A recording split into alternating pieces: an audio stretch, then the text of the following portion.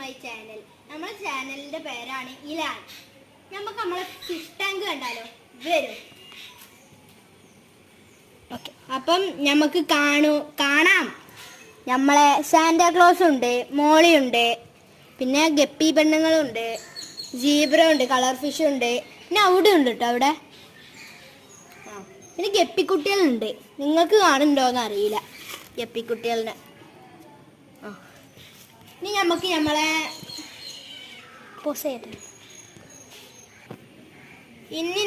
നമ്മളെ നെണ്ടുകുട്ടീനെ കാണാം. ചെറുതാ.